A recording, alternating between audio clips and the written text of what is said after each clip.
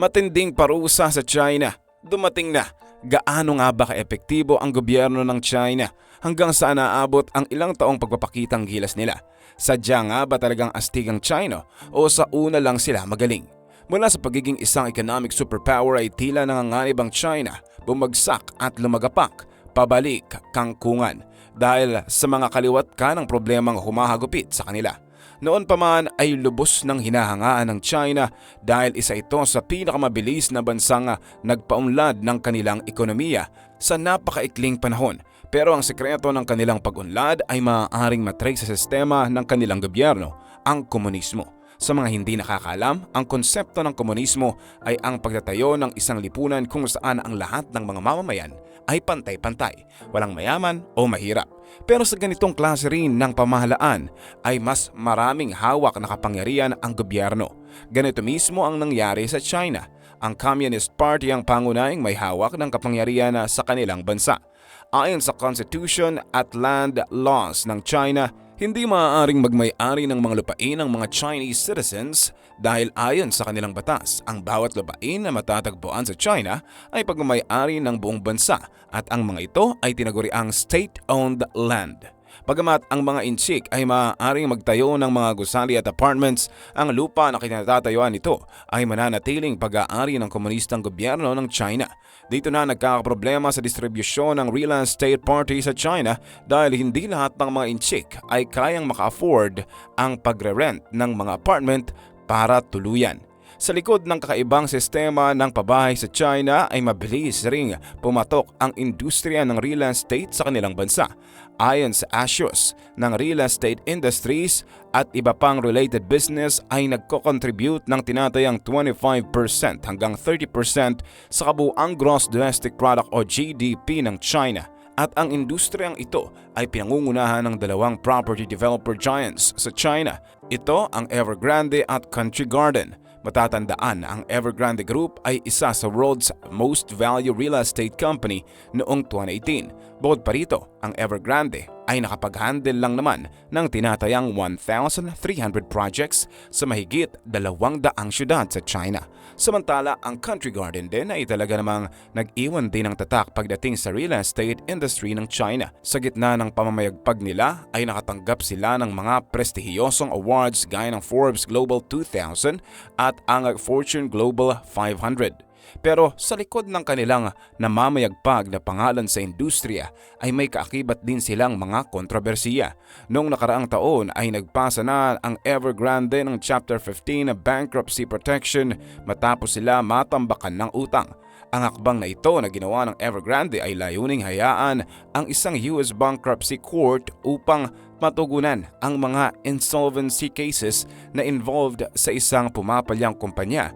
Pero hindi pa man nakakabangon ang Evergrande ay tumunog na naman ang balita noong 2024 matapos mag-utos ang isang Hong Kong court na maglabas ng liquidation ang Evergrande Group matapos nitong pumalpak na mag-restructure ng tinatayang $300 billion na utang nito sa kanilang investors. Noong September 2023 naman ay inanunsyo na ang chairman ng Evergrande na si Xu Jiayin, nakilala noong 2017 bilang richest man on China, ay nasa ilalim ngayon ng isang investigasyon dahil di umano sa suspected crimes at breach of law. Sa Oktubre rin naman noong nakaraang taon ay nabuking na ang key subsidiary company ng Evergrande na Evergrande Property, may overdue na utang na hindi pa nila nababayaran. Ang kabuang halaga ng utang na ito ay umabot ng 301.363 billion yuan na kung i-convert ay pumapano ng mahigit sa 42,415,956,800.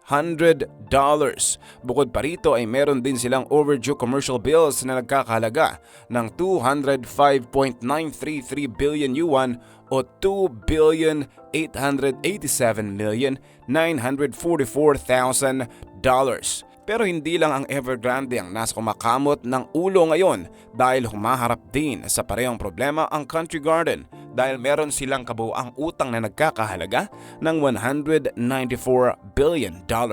Sa kasalukuyan, ang Country Garden at Evergrande ay may pinagsamang utang na nagkakahalaga ng $500 billion.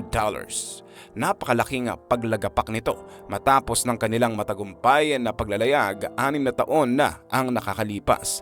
Pero ngayon, humaharap na ito sa kabi-kabilang mga kaso at problema na sumisimbolo rin sa nakakahingalong real estate industry sa China. Pero bakit nga ba bumagsak ng ganito ang real estate industry ng China?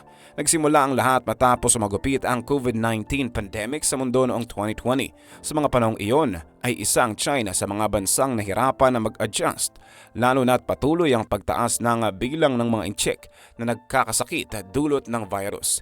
Ito rin ang oras kung saan mas pinahigpit ng China ang pagpapalawig ng kanilang mga regulasyon upang malutas ang kaso ng COVID-19 virus.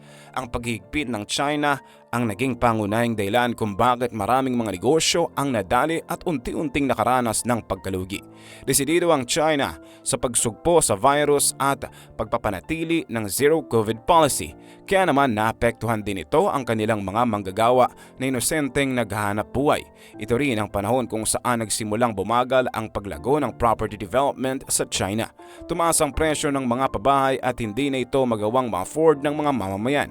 Kasabay ng pagtaas ng presyo ng real estate ay ang pagbagsak ng bilang ng kanilang mga mamamayan na kayang bumili nito. Ang property crisis na pinagdadaanan ng China ay bunga ng kanilang mga maling desisyon, pagmamadali at purong kamalasan.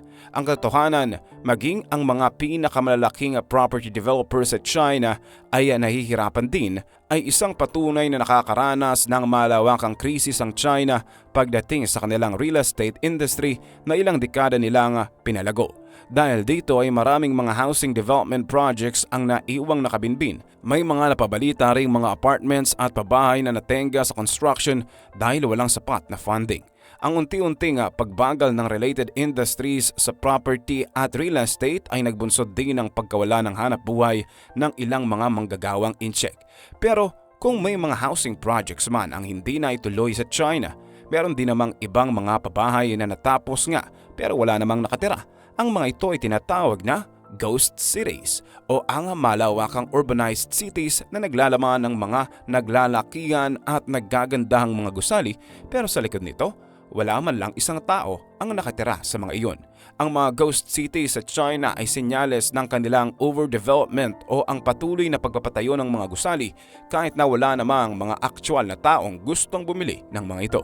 Kadalasan itong nangyari dahil wala naman talagang demand ng mga babae sa partikular na lugar kung saan nakatayo ang mga ghost cities marahil dahil sa kawalan ng trabaho, paaralan o city services. Tinatayang merong mga nagkalat na ghost cities sa 50 municipalities sa China.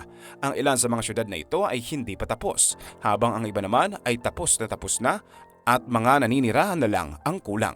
Habang patuloy na nararanasan ng China ang pagbilis ng paglago ng kanilang ekonomiya, masyado namang nagmamadali ang mga komunista para mapabilis ang mga organisasyon ng mga malalaking rural places sa kanilang bansa. Isa sa mga pangunahing layunin ng proyektong urbanisasyon na ito ay muling ipamahagi ang mga pagkakataong pang-ekonomiya na inaasang tutulong sa milyong-milyong mga inchik na lumipat mula sa mga rural places patungo sa mga coastal cities.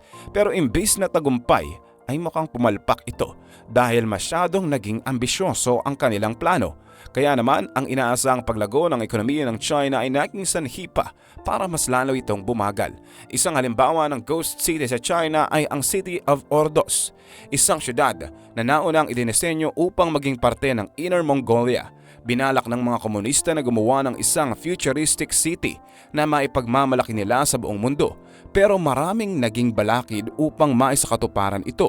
Sa gitna ng constructions ay may mga deadline ang hindi natupad, maraming mga loans ang hindi nabayaran at ang mga investors ay nag-pull out agad ng kanilang investments bago pa man tuluyang matapos ang buong syudad.